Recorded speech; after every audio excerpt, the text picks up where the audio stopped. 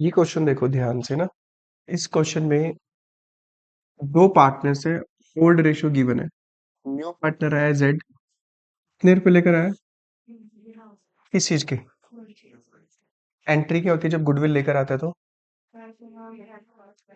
Cash account debit to premium for goodwill. अगर capital लेकर नहीं आया तो कैपिटल नहीं लिखेंगे हम। वो लेकर आया 30,000। इस गुडविल को जो डिस्ट्रीब्यूट किया जाता है ना, वो डिस्ट्रीब्यूट किया जाता है सेक्रीफाइस रेशियो में। कौन सी रेशियो में?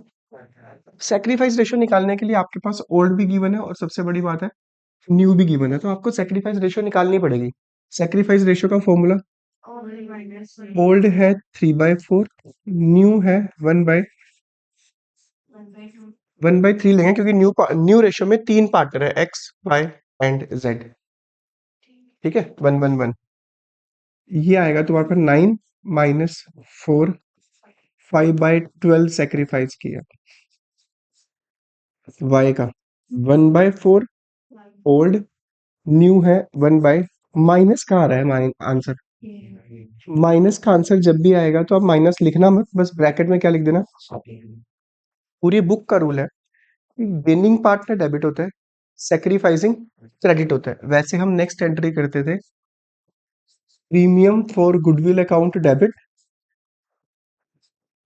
एक्स और वाई दो पार्टनर्स है, किसको डेबिट करना है किसको क्रेडिट करना है वो नेक्स्ट एंट्री में शो कर देंगे। वाई ने गेन किया है तो हम करेंगे Y capital account debit to, इसमें तो यही अमाउंट आ जाएगा। मेन आता है वाई में जो अमाउंट लिखना है ना, वाई में अगर कोई पार्टनर गेन करता है तो उसका अमाउंट निकालने के लिए ना फर्म की गुडविल चाहिए। किसकी गुडविल? पर हमारे पास गुडविल किसकी है? जेड की। डायरेक्ट उसका शेयर निकला हुआ है, फर्म की नहीं है हमारे पास। आपको क्या करना पड़ेगा, जेड की गुडविल के बेस पे फर्म की गुडविल निकालनी पड़ेगी। जेड की जो गुडविल है वो है 30,000, कितने शेयर के लिए? क्योंकि इक्वल पार्टनर है एक्स वाई जेड, ऑब्वियस है जेड का शेयर 1/3 होगा, 1/3 शेयर के लिए। तो अगर आप इसकी गुडविल के बेस पे फर्म की गुडविल निकालना चाहते हो तो इसके शेयर को कर दो रेसिप्रोकल, 30,000 इंटू 3/1। फर्म की गुडविल कितनी है? चैप्टर नंबर सेकंड में भी पढ़ा था, मैंने कहा था अगर आपको फर्म की गुडविल आपके पास आ जाए तो गेनिंग शेयर से मल्टीप्लाई करो, सेक्रीफाइसिंग शेयर से मल्टीप्लाई करो, गेनिंग को डेबिट सेक्रीफाइसिंग को क्रेडिट। अभी भी इसमें भी यही करना है, फर्म की गुडविल आ गई, गेनिंग शेयर 90,000 को 1/12 से मल्टीप्लाई करो, ये आएगा 7,500 रुपीज। यहाँ पर लिखो वाई के अकाउंट में टोटल कितना बना, 37,000। अगर आप 90,000 को 5/12 से करोगे ना तब भी यही बनेगा 37,500। ट्राई कर लेना क्वेश्चन। अभी तक जितने भी क्वेश्चन किए थे हमने इससे पहले वाले, हर एक क्वेश्चन में सेक्रीफाइस करा था पार्टनर। इस क्वेश्चन में गेन किया तो गेनिंग के लिए आपको क्या चाहिए? फर्म की गुडविल। कैसे निकालोगे? नए पार्टनर की गुडविल के बेस पे उसको शेयर को रेसिप्रोकल करके फर्म की गुडविल निकाल सकते हो। बस यही पूछी थी उन्होंने जर्नल एंट्रीज दो। वेरी वेरी इंपॉर्टेंट क्वेश्चन, पहले तो पढ़ो पूछा गया। न्यू प्रॉफिट शेयरिंग रेशियो निकालने के कुछ केसेस हैं, है ना, 4 केसेस है ना। पढ़ते हैं क्या लिखा हुआ है। दो पार्टनर्स हैं, ओल्ड रेशियो गिवन है। सी कितने शेयर के लिए आया? लेट वाला नहीं है। लेट वाले केस में ओल्ड रेशियो ही सेक्रीफाइस होती है। ये क्वेश्चन में लिखा हुआ है premium for goodwill account debit to A to, और गुडविल किस रेशियो में बढ़ती है? यानी ये वाली जो गुडविल डिस्ट्रीब्यूट हो रखी है, ये वाली ये सेक्रीफाइस रेशियो में डिस्ट्रीब्यूट हो रखी है। तो अगर मैं सेक्रीफाइस रेशियो निकालूं इस अमाउंट के बेस पर तो सेक्रीफाइस रेशियो क्या आएगी? 45 3 जा 135 और 45 1 जा 45। यानी रेशियो क्या है? 3 रेशियो। यानी गुडविल जो डिस्ट्रीब्यूट हो रखी है वो किस रेशियो में डिस्ट्रीब्यूट हो रखी है? तो हम कह सकते हैं इसका मतलब C1/4 शेयर के लिए आया, उसने अपना शेयर ए और बी से लिया किस रेशियो में? तो सी आया आपके पास 1/4 शेयर के लिए, उसने अपना शेयर लिया ए और बी से किस रेशियो में? बताओ कौन सा केस हुआ? हाँ, ए सेक्रीफाइस मल्टीप्लाई वाला 1/4 into B sacrifice 1/4 into 1/4 new share निकालने का formula old minus sacrifice share. A की ओल्ड बताओ क्या थी? 2/3 माइनस 3/16 सेक्रीफाइस किया 32 माइनस 9 23 अपॉन बी की ओल्ड 1/3 सेक्रीफाइस किया एलसीएम लिया 48 16 माइनस 3 तो रेशो आ चुकी है ए की भी बी की भी सी की दे रखी है। ए की 23/48 बी की 13/48 और सी की 1/। चेक कर लो ये आंसर आ रहा है। ठीक है, तो इंपॉर्टेंट क्वेश्चन है, याद रखना कि ज्यादातर बच्चे इसको लेट वाला केस समझ के सेक्रीफाइस रेशियो निकाल देते हैं। अगर लेट वाला केस होता तो यहाँ पर सेक्रीफाइस रेशियो भी 2:1 होनी चाहिए थी। 2:1 नहीं है, तो इसलिए वो एक्वायर वाला केस है। ये very very important question start हो चुके हैं हमारे चैप्टर नंबर 3 और चैप्टर नंबर 4 के दोनों केसेस स्टार्ट हो चुके हैं। पढ़ लो ध्यान से क्या लिखा हुआ है। एक तो सिर्फ और सिर्फ जर्नल एंट्री करनी है। रूल याद रखना, चैप्टर नंबर 3 और चैप्टर नंबर 4 में एसेट्स की और लायबिलिटी की नई वैल्यू निकालनी पड़ेगी। अगर नई वैल्यू निकालने से अगर प्रॉफिट हो रहा है तो नया अकाउंट ओपन होगा। एसेट्स की वैल्यू अगर इंक्रीज होती है प्रॉफिट होगा, या अगर मैंने मार्केट में जो पैसा देना है अगर वो कम हो जाए तब भी मेरा फायदा है। दोनों केसेस में रीवैल्यूएशन अकाउंट जर्नल एंट्री में क्रेडिट करेंगे, क्योंकि नॉमिनल अकाउंट कहता है all income and gains are credited. अगर एसेट्स की वैल्यू कम हो जाए या लायबिलिटी की वैल्यू बढ़ जाए कि जितना मार्केट में पैसा देना था अब उससे ज्यादा देना पड़ रहा है तो लॉस होगा। लॉस के केस में रीवैल्यूएशन अकाउंट होगा डेबिट। ये दो केसेस याद रखना और इसके बेस पे हम एनालाइज करेंगे इस क्वेश्चन में। इस क्वेश्चन में वेरी वेरी इंपॉर्टेंट पॉइंट है जो आगे चल के पूरे क्वेश्चन में आएंगे। अंडरस्टैंड करना ध्यान से इसको क्या कह रहा है। पहला कह रहा है land and building is under valued और ओवर वैल्यूड। दो वर्ड ऐसे हैं, कौन से बोले मैंने? अंडर वैल्यूड और। इस चीज को अंडरस्टैंड करना कि मान लो मैंने अपनी बुक में इस पैनल की वैल्यू 5 लाख रुपीज दिखा रखी है। कितनी दिखा रखी है? और मैंने बताया तुम्हें कि मैंने ये वैल्यू गलती से 2 लाख रुपए कम दिखा रखी है। एक्चुअल वैल्यू फिर इसकी क्या है? 7 लाख है। ठीक है, अंडर वैल्यूड और ओवर वैल्यूड का मतलब उल्टा है। अंडर वैल्यूड का मतलब है एक्चुअल वैल्यू हमने कम दिखा रखी, हमने वैल्यू कम दिखा रखी है, एक्चुअल वैल्यू क्या है? ज्यादा। प्रॉफिट है लॉस है? अंडर वैल्यूड का मतलब होता है इंक्रीज, ओवर वैल्यूड का मतलब होता है डिक्रीज, उल्टा चलेगा। बस दो ही वर्ड है, अंडर वैल्यूड और ओवर वैल्यूड। प्रॉफिट है लॉस है? बिल्डिंग की वैल्यू सोचो अगर बढ़ जाए, एंट्री। एसेट की वैल्यू जब जब बढ़ेगी डेबिट होगा। Land and building account debit. Profit हुआ है, प्रॉफिट के टाइम पे रीवैल्यूएशन को क्या किया जाता है? क्रेडिट। कितने अमाउंट से? 2 लाख से। सेकंड वेरी वेरी इंपॉर्टेंट चीज, ये भी बच्चे ज्यादातर गलत करते हैं। ओवर वैल्यूड का मतलब है मैंने 20% गलती से ज्यादा दिखा रखी है, एक्चुअल वैल्यू क्या है उसकी? बच्चे गलतियां करते हैं, 60,000 का 20% निकाल के एंट्री कर देते हैं। अगर मैं 60,000 का 20% निकालूं तो कितना बनता है? 60,000 का 20% तो 12,000 ही बनता है। मैंने दिखा रखी है कितनी? 60 वाली ज्यादा, यानी इसका मतलब वैल्यू 48 होनी चाहिए। फिर 48 का 20% ऐड करके दोबारा से 60,000 बनने चाहिए, है ना? 48 का 20% बनता है 9600। ये तो बन ही नहीं रहे। आपको क्या करना है, ये तो श्योर है। ओवर वैल्यूड का मतलब क्या होता है? डिक्रीज। एक्चुअल वैल्यू क्या है इसकी? कम है। प्रॉफिट है लॉस है? पहले तो बताओ लॉस के टाइम पे। एक तो ये चीजें तो समझ लेना, अंडर वैल्यूड ओवर वैल्यूड में। टू में तो याद रखना, चाहे दोनों केसेस हो, चाहे अंडर वैल्यूड हो चाहे ओवर वैल्यूड हो, एक्चुअल वैल्यू निकालने के लिए हमेशा ऊपर रखोगे 100। क्या बोला मैंने? इसमें कहते हैं लेट एक्चुअल वैल्यू 100, 20 ज्यादा दिखा रखी है, ओवर 20 ज्यादा दिखा रखी है, हमने 20 के अकॉर्डिंग कितनी दिखा रखी है, 100। तो चाहे अंडर वैल्यूड हो चाहे ओवर वैल्यूड हो, एक्चुअल वैल्यू निकालनी है, जो चीज निकालनी है वो ऊपर। अगर ज्यादा दिखा रखी है तो 100 में 20 प्लस कर देना, इनटू कितनी दिखा रखी है हमने, एक्चुअल वैल्यू कितनी है उसकी, वो कर लो। 50,000 का 20% 10,000 बनता है, हमने 60 दिखा रखी है गलती से। यहाँ पे अमाउंट कितना लिखो, अगर यहाँ अंडर वैल्यू होता तो,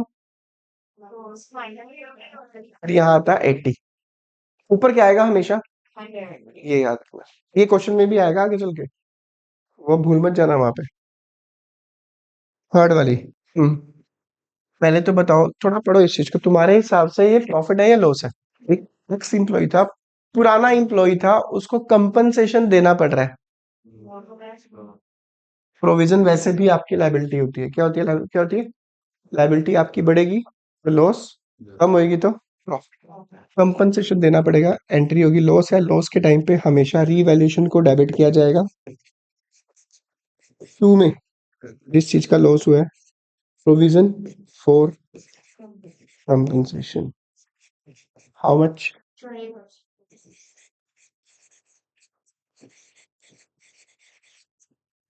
4 पॉइंट बढ़ो। डेटर्स क्या होती है हमारी, एसेट्स। बुक्स का मतलब बैलेंस शीट की एसेट साइड में हमने दिखा रखे हैं 1,50,000 की, मार्केट से 150 लेने हैं, अभी भी ताजी इंफॉर्मेशन मिली है। They are estimated to produce not by not more than, कि 130 से ज्यादा नहीं मिलेंगे। Profit loss,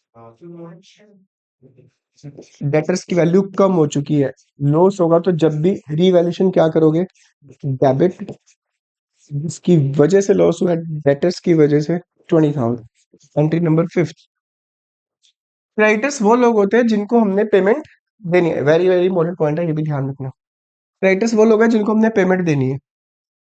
include an amount of ₹10,000 received as, क्या मतलब लगता है तुम्हें?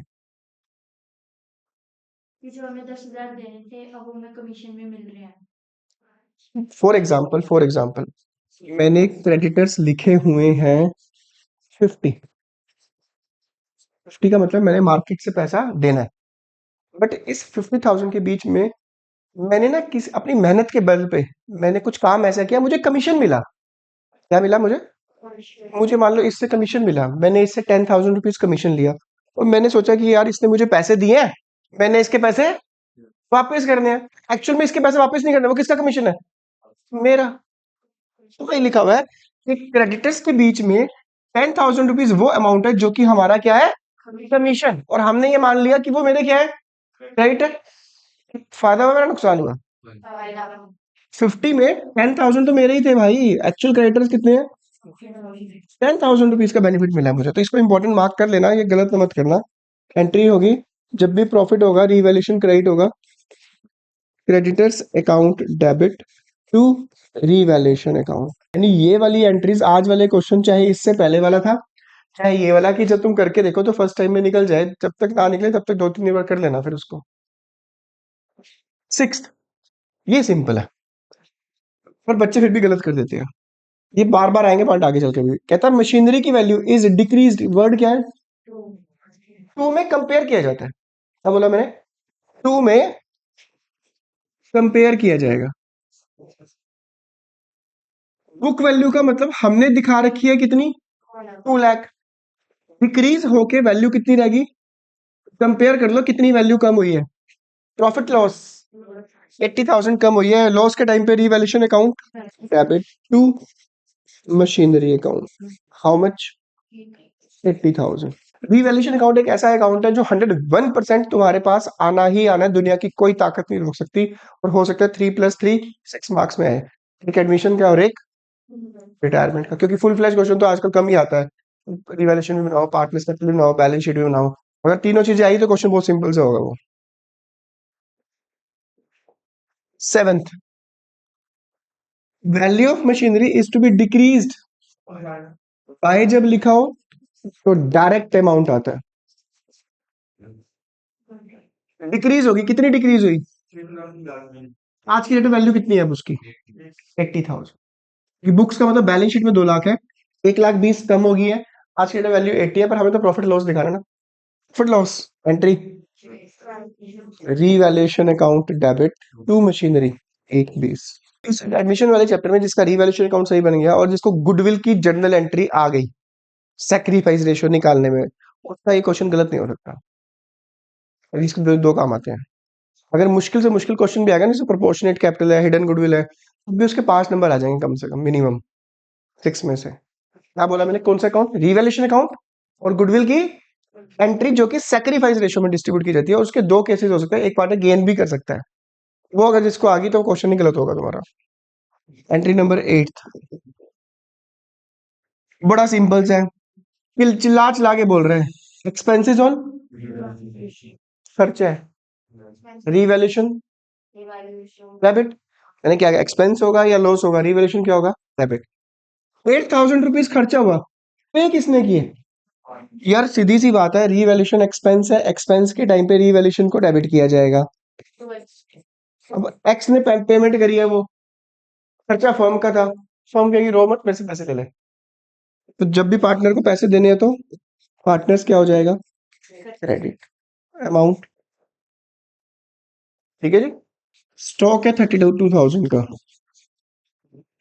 Under value by 20%। Actual value बताओ इसकी कितनी होगी? 100 अपॉन इंटू, ऊपर हमेशा क्या आएगा? नीचे अगर कम है तो माइनस करके, ओवर है तो प्लस करके। कंपेयर कर लेना, 32 थी, एक्चुअल वैल्यू कितनी है? 48,000। Last question of the day, क्योंकि इंपॉर्टेंट टॉपिक है सारे आज के, पढ़ो ध्यान से। क्या पूछा पहले तो पूछो, पढ़ा क्या? Very very important question. You are required to calculate the value of stock. Stock की नई वैल्यू बतानी है। क्या लिखा हुआ है? सृष्टि का share in loss on revaluation account बनाना कैसे है? रीवैल्यूएशन का नेचर होता है नॉमिनल अकाउंट। नॉमिनल अकाउंट कहता है all expenses and losses are debited and all income and gains are. अगर एसेट्स की वैल्यू कम हो जाती है, प्रॉफिट लॉस। अगर इसी एसेट्स की वैल्यू बढ़ जाए तो इस साइड लिखोगे। 30,000 मार्केट में देने थे, अब पता चला 40 देने हैं, प्रॉफिट लॉस। इसको हम बोलते हैं इंक्रीज इन लायबिलिटी। एक पर्सन को 20 देने थे, उसने हमें डिस्काउंट दिया, कह रहा यार 18,000 दे दो बस।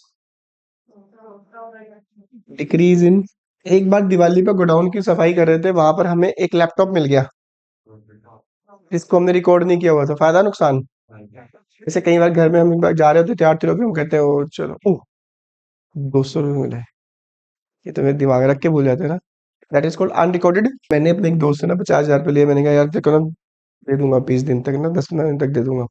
मेरे माइंड से स्किप हो गया, उसका 3 महीने में फोन आया, कहता है यार तू 50,000 रुपये कह रहा था देने के लिए। मैंने कहा ओ शिट यार, मेरे दिमाग से निकल गया था, मुझे ट्रांसफर करने पड़े। प्रॉफिट लॉस, अनरिकॉर्डेड लायबिलिटी बोलते हैं ऐसी लायबिलिटी जो आप रिकॉर्ड करना भूल गए थे और आपको बाद में याद आ जाती है।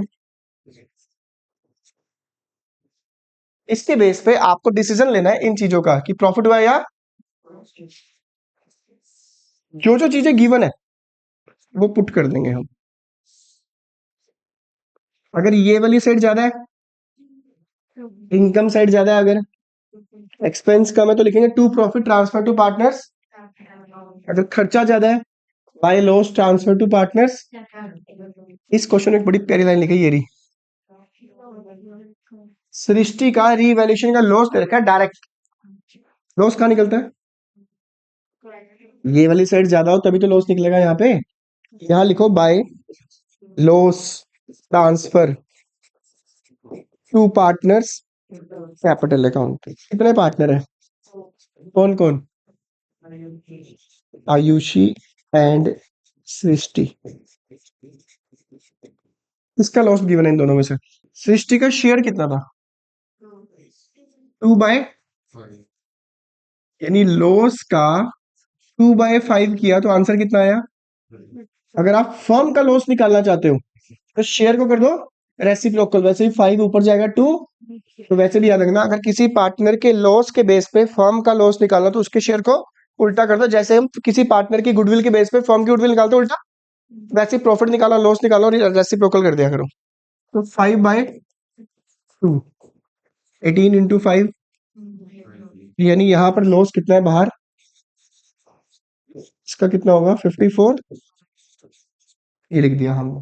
हम निकाल के रहे की वैल्यू निकालनी है, पुट कर देंगे रिवैल्यूएशन अकाउंट जो जो चीजें गिवन है। ये बताओ क्या होगा? मशीनरी इज ओवर वैल्यूड का मतलब होता है डिक्रीज हुई होगी पक्का। 100 मशीनरी है कितने की, ये देखो 4 लाख, एक्चुअल वैल्यू निकालने के लिए 100 ऊपर नीचे इंटू एक्चुअल वैल्यू निकलेगी, फिर कंपेयर कर लेना। 4 लाख हमने दिखा रखी है 495, एक्चुअल वैल्यू 450 है, profit loss machinery. Unrecorded debtors, debtors क्या होती है हमारी? Assets, profit loss. Unrecorded debtors है 20,000 के, be brought into books and provision for doubtful debts, वो कितना है? पहले तो अनरिकॉर्डेड डेटर्स लिख दो यहाँ पे, प्रॉफिट हुआ कितना? इसमें प्रोविजन फॉर डाउटफुल डेट्स कितना है? प्रोविजन फॉर डाउटफुल डेट्स का मतलब 10% मिलने के चांसेस, प्रॉफिट लॉस। याद रखना प्रोविजन जब भी इंक्रीज होगा तो लॉस, इंक्रीज होगा तो प्रॉफिट, क्योंकि प्रोविजन पहले तो है नहीं। अब कहा है 20,000 के ऊपर 10% प्रोविजन बनाना है, यहाँ लिखो provision for doubtful debts how much. ठीक है, दूसरा एक चीज और काम कर सकते हो, या 20 में से डायरेक्ट 2,000 माइनस करके कितने लिख सकते हो, मर्जी है तुम्हारी। 20 के मिले जिसमें 10% डाउटफुल है तो 18,000 के हमारे अनरिकॉर्डेड डेटर्स है। ये बताओ प्रॉफिट एंड लॉस, ये आगे चल के भी आएगा, पॉइंट इंपॉर्टेंट है। प्रॉफिट है कि लॉस है? Creditors of ₹27,000 are not likely to be, उनको पेमेंट करने की जरूरत नहीं है, तो ऐसे क्रेडिटर जिनको पेमेंट करनी थी और ना देनी पड़े तो बहुत खुशी सी महसूस होती है। By creditors account how much, यार देखो हम इसमें से ये माइनस करते हैं तो इक्वल आने के लिए लॉस निकलता है या प्रॉफिट निकलता है, तो इसका मतलब लॉस गिवन है, अगर लॉस गिवन है दोनों साइड इक्वल आनी चाहिए, है ना? इक्वल करने के लिए ही तो प्रॉफिट या लॉस निकालते हैं, और लॉस गिवन है तो दोनों साइड इक्वल आनी चाहिए। देख लेते हैं फिर कितनी आ रही है। 47 प्लस 90, 1 लाख, इधर भी 137 होना चाहिए फिर तो। चेक करो कितना बन रहा है, 47। भाई इधर 137 है, इधर 47 है, कितना कम पड़ रहा है, यानी लॉस हुआ था, तो निकालना क्या है, यानी ये जो 90,000 कम हुई वैल्यू, ये स्टॉक की वैल्यू कम हुई थी, कितनी वैल्यू कम हुई थी, तो यहाँ पे लिखो स्टॉक डिक्रीज इन स्टॉक, इसको साथ में लिखो बैलेंसिंग फिगर, ये हमने बैलेंस निकाला है। चेक करना स्टॉक कितना था पहले, 90,000 वैल्यू कम होगी, वैल्यू कितनी बची उसकी, 2,20,000, ये आंसर निकला। तो इन्होंने पूछा भी क्या है, तो आप दिखाओगे कि बुक वैल्यू ऑफ स्टॉक जो हमने दिखा रखी थी 3,10,000 less decrease in stock 90,000, revised value of stock, वो प्रॉपर दिखाना पड़ेगा आपको।